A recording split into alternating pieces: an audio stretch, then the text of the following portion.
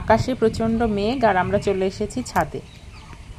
মনে হচ্ছে এক্ষুনি বৃষ্টি নামবে, তবে মেঘটা কিছুটা জায়গা করেছে, আর একটু দূরের দিকে মেঘটা অত ঘন না। এই দেখুন কি অবস্থা আকাশের, যে কোনো মুহূর্তেই বৃষ্টি নামবে, আবার নাও নামতে পারে। কখনো দেখেছি এরকম প্রচণ্ড মেঘ হয়েছে কিন্তু আবার মেঘটা কেটে গেছে। যাই হোক, hello and good evening everyone.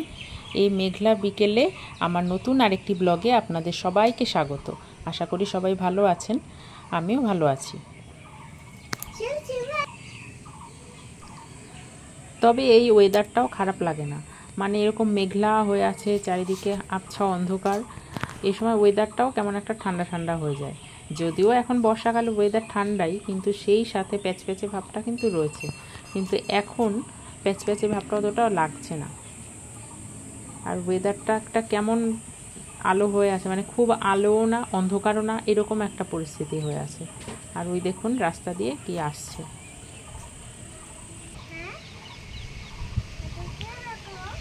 এই জিনিসটা প্রত্যেকটা মানুষেরই প্রিয়। এদিকে মেঘটা আরও ঘন করে আসছে।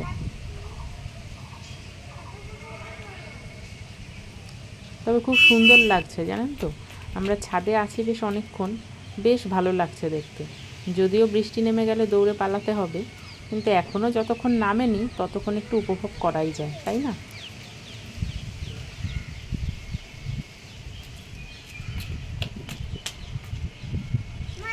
বর্ষাকালের তো একটা আলাদা সৌন্দর্য থাকেই, যদিও আমাদের পক্ষে সেই সৌন্দর্য উপভোগ করার কোনো উপায় থাকে না, কেননা তখন চিন্তা থাকে কখন জামা কাপড় শুকাবে, কখন অথবা বাইরে বেরোতে গেলে কখন বৃষ্টিটা থামবে।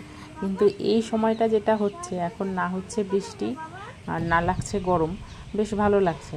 এই সময়টা প্রত্যেকটা মানুষই ভালোভাবে উপভোগ করতে পারে। মানে বৃষ্টি পড়ছে সেটা উপভোগ করা একরকম, আর এই মেঘলা আকাশ উপভোগ করা একরকম, তাই না? দুটো সম্পূর্ণই আলাদা। আর এই একজন ঘুম থেকে উঠেই আজকে বায়না চকলেট খাবে, তাই ফ্রিজে একটা চকলেট স্টিক ছিল সেটাই দিয়েছি। আর আপাতত কোনো চকলেট ফ্রিজে নেই, আমি খুব একটা রাখিও না, কারণ এইভাবে বায়না করবে সেজন্য। চলুন এবারে নিচে যাই, আস্তে আস্তে সন্ধে হয়ে আসছে। ওই দেখুন আস্তে আস্তে, বললাম না মেঘটা কেটে যাবে, ওই দেখুন মেঘটা কেটে গেছে, কেটে গিয়ে এখন আকাশটা এরকম লাগছে, মানে আরও সুন্দর লাগছে এখন।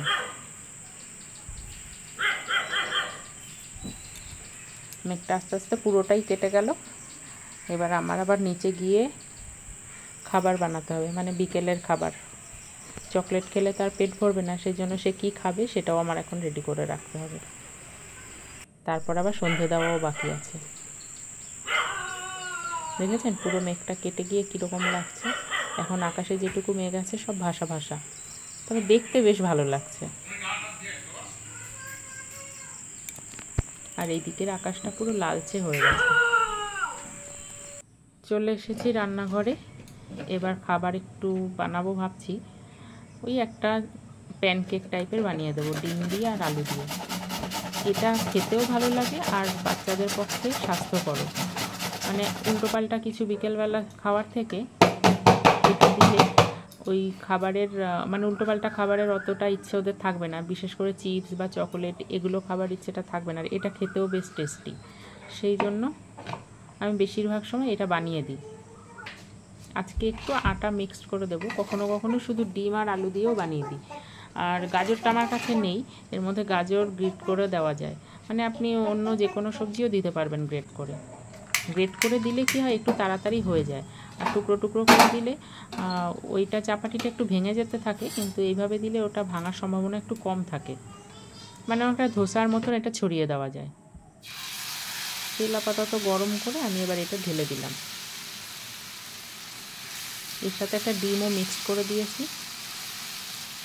আর একটু যদি ভারী, যেদিকে যেদিকে একটু ভারী আছে একটু স্পুন দিয়ে একটু সরিয়ে সরিয়ে দিলে বেশ সুন্দর একটা চাপাটির মতন হয়ে যাবে। আর যদি আপনার বাচ্চা সস খায় তাহলে সসও দিতে পারেন, আমি সস দিই না, এইভাবেই দিই বেশিরভাগ সময়। তবে কখনো কখনো সসের জন্য বায়না করে।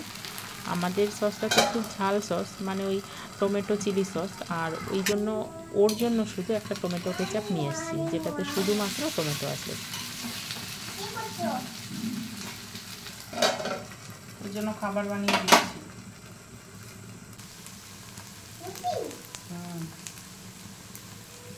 কি পড়াশোনা হবে না? পড়াশোনা করবি না? বাহ, খুব ভালো।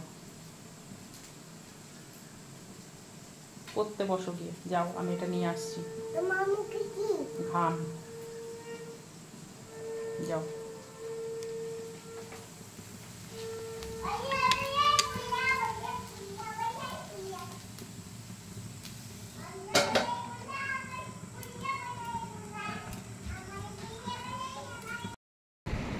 এটা কি?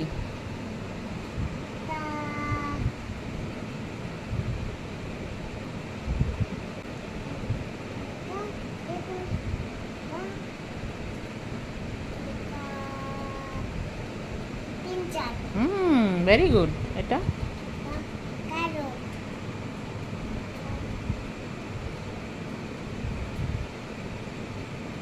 রেডিশ।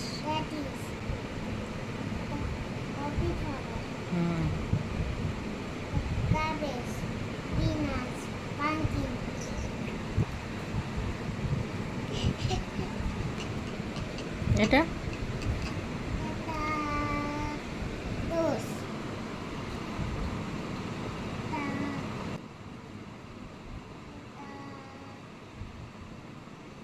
হিবিস্কাস।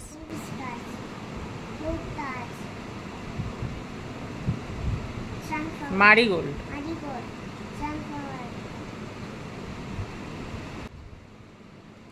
এটা এটা ওর বিকেলের খাবারটা বানিয়ে রেখে আমি একটু পড়াতে বসিয়েছি। পড়তে তো বসেই না কখনো, এবং পরিষ্কার বলে যে আমি পড়াশোনা করব না। ওই জোর জবস্তি একটু বসানো আর কি।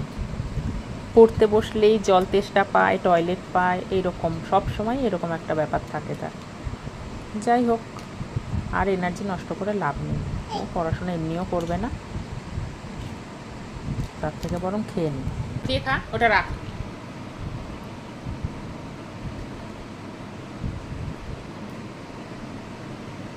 ভালো টেস্টি হয়েছে, খাও। তুমি খাও। এখন এই খাবার খেতে আরও প্রায় 1 ঘন্টা লেগে যাবে, মানে পড়াশোনা আজকের মতো হয়ে গেল। যাই হোক, আজকের ভিডিওটা আর কন্টিনিউ করছি না। আজকের ভিডিওটা আজকের মতো এই পর্যন্তই। সবাই ভালো থাকবেন, সুস্থ থাকবেন। দেখা হচ্ছে পরবর্তী ভিডিওতে।